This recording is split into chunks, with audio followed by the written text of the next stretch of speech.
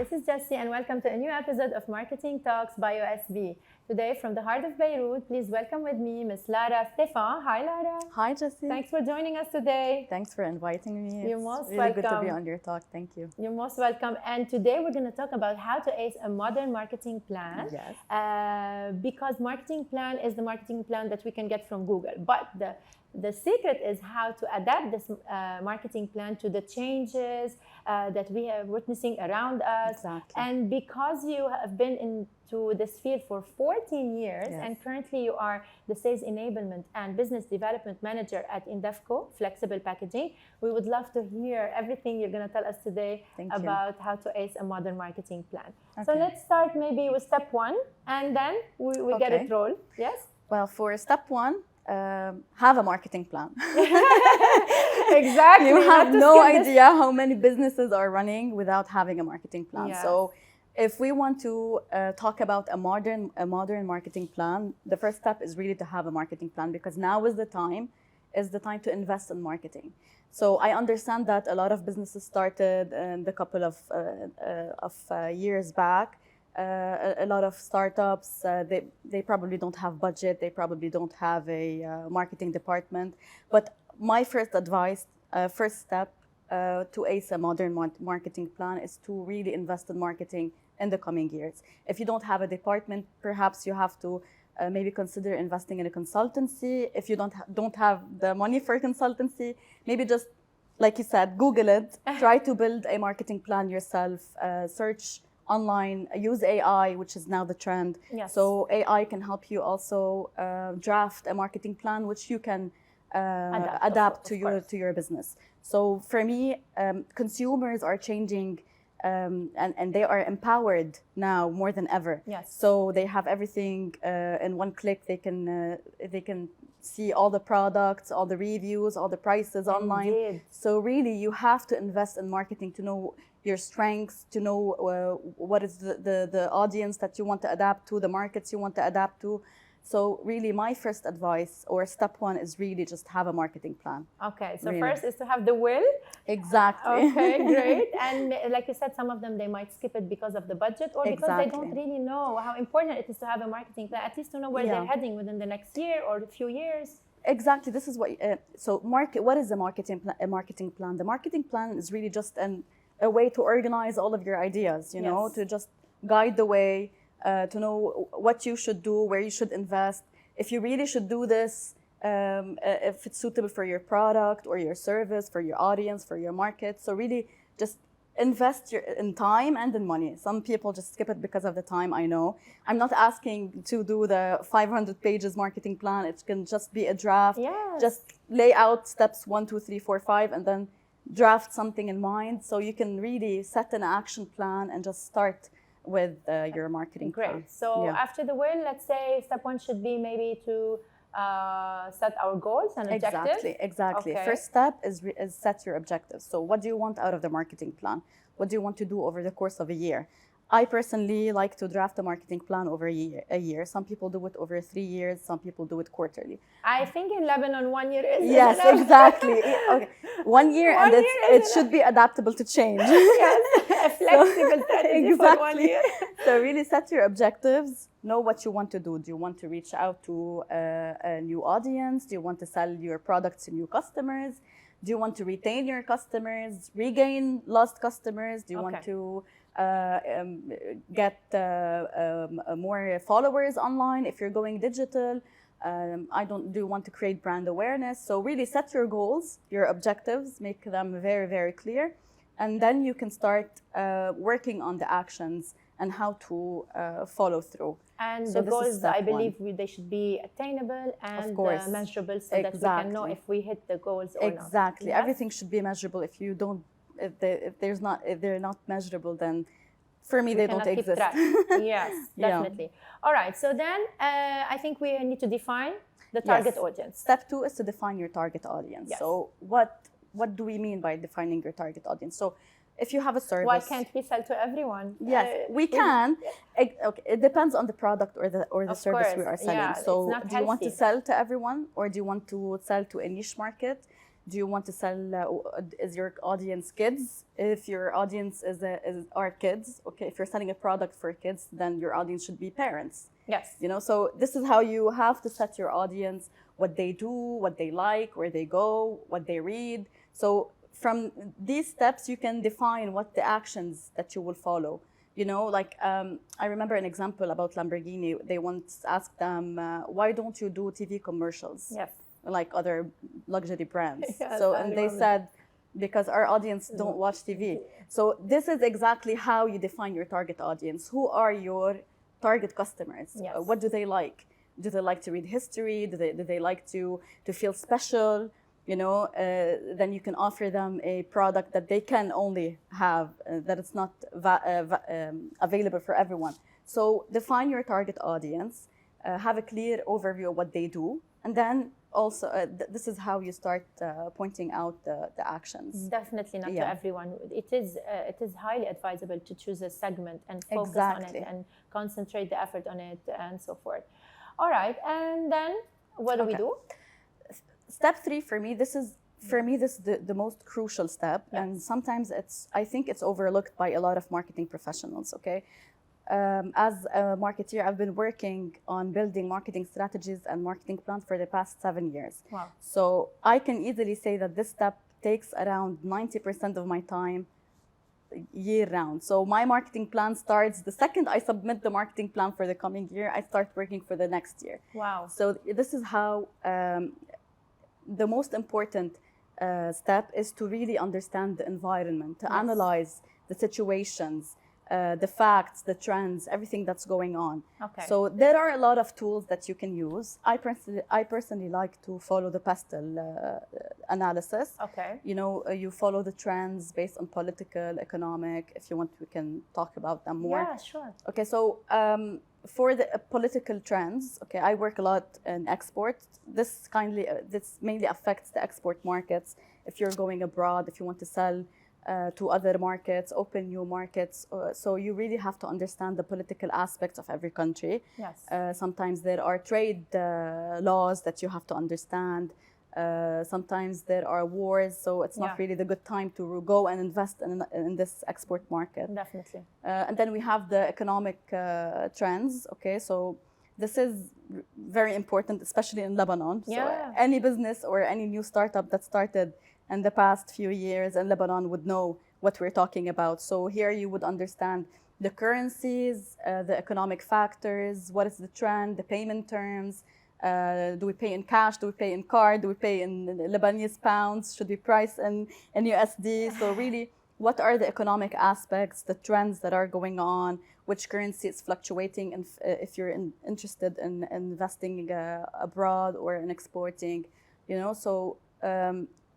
But even if we're not exporting, we have to understand our own Exactly, economy, the especially- factors yes. close to us in our country, This right? this is depending on your market. So this would also help you to really understand the market that you're in. You know, because sometimes we put the steps that we want to follow, but they're not really valid in the market that we're in. So this is really important to understand your market and how they're functioning and how we're working around in the business. I think we still have the technological factor, Yes, we which have is so impacting the all kind of technological, industries. of course, the technological factors here. I want to highlight the importance of technology for these generations. You know, Gen Z, millennials. I'm a working mom. Okay, so for me, anything that is not online, I don't buy it. Okay. I don't have the time to go and to a shop. physical store and shop and try. I So agree. you need to understand your audience and what they do and how they buy, you know, the behavior. So you have to embrace technology. And here I want to highlight the importance of artificial intelligence. Yes. A lot of people are afraid of it, but I like Yes. to think that no, we need to embrace it because this is the future. So we need to adapt to AI, we need to adapt to technology, we need to adapt to social media. So if you are still working The traditional way, the yeah, old just way. have a physical shop and wait for customers to come in, come. and you want to expand and you want to grow, I think you're doing something wrong. So really understand the trends that are going on, you know. So and technology is one of the most important trends in our days. And then we have the social trends, which for me, in Lebanon, especially in Lebanon, this is very, very important because you have to understand the customer, how they're living, you know. Like if we want to think about the Lebanese customers in the times of COVID, Yes. or any customer really in times of COVID. If you weren't online, you weren't selling. Yeah. Point. Yeah. So you have to understand that there are some social aspects of your market that you need to take into consideration. You have to understand how your customers are functioning, how your clients are adapting to the changes of the markets.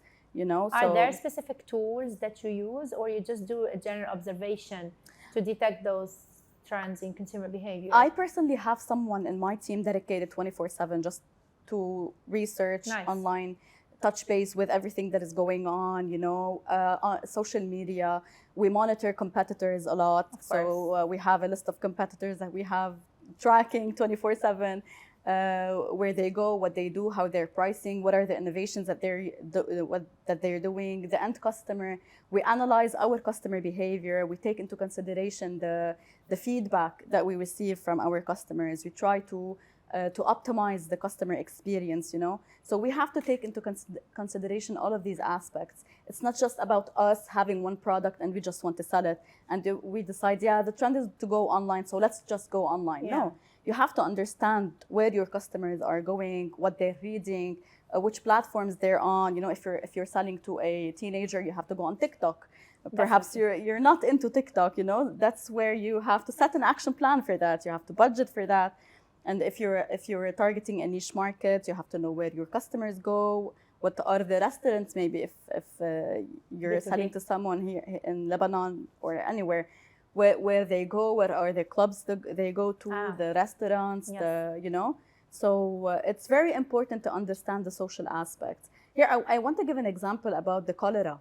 Yes. A few months back, we had the cholera outbreak. Yeah. So this is one of the social aspects we should, an example how we should, we should take into consideration. So imagine you're an organic vegetable or organic fruits producer, and the cholera impacted the local market in such a way that nobody ate any vegetable at all unless they brought them, they washed them, you know. So this impacted the market a lot. You saw that we saw actually, because this is part of my job. The bottled water market just soared because everybody just started buying bottled water. Even though sustainability is a big aspect, so we saw that a lot of people are not buying anymore bottled water in plastic bottles. So this is how social trends are changing every single day, the behavior of the customer. So we have to understand these trends. You said earlier customers give feedback. Yeah. Do they really give them by their own, or do you ask for them and you do? We always conduct customer satisfaction surveys, but also, if you're, this is because we're a B2B company, you know, I work in B2B, but I really appreciate a company that listens to the customers, whether on social media, whether on reviews. You know, a lot of customers just go, I personally like to go and give a review, whether bad or good. If it's something I like, I really like to praise it. Yes. And my friends tease me all the time, you're such a marketeer, but I love this because you have to praise things that you like, and you have to give comment. Not because to criticize, to improve. Exactly, because you like them to improve. Definitely. Yeah. So these trends, we look at them, we analyze them so that we come up with opportunities for our brand and to detect some threats, possible threats coming up. Exactly. This is, if you want, this tool or this analysis is like the GPS. Okay. This is, it guides you where you have to go. What are the opportunities? What are the threats? What are the challenges? Where you should go, where you should what you should avoid for maybe for the time being, maybe for a certain timeline.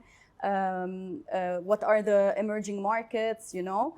So this is the GPS that tells you where you should go, what are your opportunities, and this is where you start setting your goal, defining your goals, because you already have your goals. Yes. So you have to define the goal and the actions that should derive from them. So you should think, yeah, maybe I should go on this social media platform, or no, maybe I should budget for something else because my customers like this thing, you know?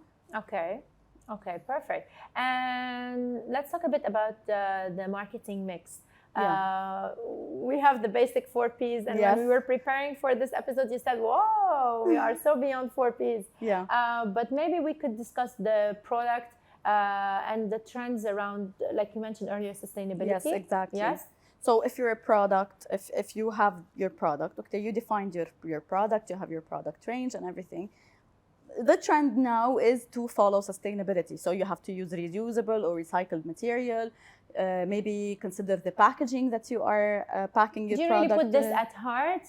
Yeah, of course, because this is, if you don't have this. I mean, it's a trend. It's a global trend. It's a global trend, but I think it's really catching up. Yeah. Okay. If you don't follow the trend, okay, there are some trends that you really should consider, because if you don't follow them, they're just going to kick you out of the market. Okay. Just take an example of Nokia. So Nokia didn't follow the trend of smartphones, and it's out of the market. Yes. So if you don't follow the trend that are really there to stay, you're going to get kicked out of the market. So if sustainability is a trend, which is something positive, it's not something that's going to affect negatively the market. Of course. You have to follow the trend. You have to consider recyclable material, reusable material, maybe in your communication, in the promotion, the first P. You have to consider promoting the messaging of sustainability. You know, even in the route to market, maybe the places you should consider delivering, if you're considering delivering maybe in electrical vehicles, you know. So this is a trend that you can take through the 4Ps and maybe beyond the 4Ps. Yes. So the trends are really important, and they help you define the way you're going to sell your product, the way you're going to build your action plan, the resources you're going to use, the budget you're going to set. So it's very important. So the product is at the heart. Yeah, of course, but you have to amend it, you know, to look more appealing, especially to the Gen Z, and follow who really the trends. Sustainability. They are so aware, and they consider if a product or a brand doesn't really take care of their community and their human beings and the animals and the nature around them, they might just simply drop buying this brand. And it's really nice to see the youth appreciating and keeping in mind. I think a trend is not just a trend. A trend sometimes just it becomes a lifestyle. So you have to embrace that. And this is exactly the critical point, where if you don't follow the trend, this is where you're out. So when it becomes a lifestyle, you have to be there. And if you're not there, you're just out. You're just out. Yeah. So beyond the 4Ps, the basic one, product, price, place, promotion, you mentioned for me also partnership. Yes. And process. Yes, process is very important. Personalization. Personalization is one of the biggest Ps that are implemented now in the 4P, in the marketing mix. So everybody is asking for personalization. Everybody. Also, if you think about the distribution of the products now, if you want to think about B2C markets and products, everyone is producing on demand. So, you know, here comes personalization. It can also come hand in hand. You feel like they want to change the colors? They want to change the design? Yeah, why not? You have to listen to your customers. So if they want to do that, why not? Okay. You know, so you have to adapt to. But in that case, they would have to wait. If it's a production on demand, they would have to wait. And this has to be communicated to the customers, you know, and the messaging, of course. And when you say partnership, are we talking about suppliers, or are we talking about all the stakeholders around the brand? We can be talking about anyone. You know, we can be partnering with suppliers. Here, I want to mention that a lot of suppliers that produce. In the terms of sustainability, that produce products and have a lot of sustainability initiatives. We see a lot of brands that are running to these suppliers just to benefit and to leverage on this communication that they have on sustainability, really. So this is where partnership comes in. We also have partnerships with customers.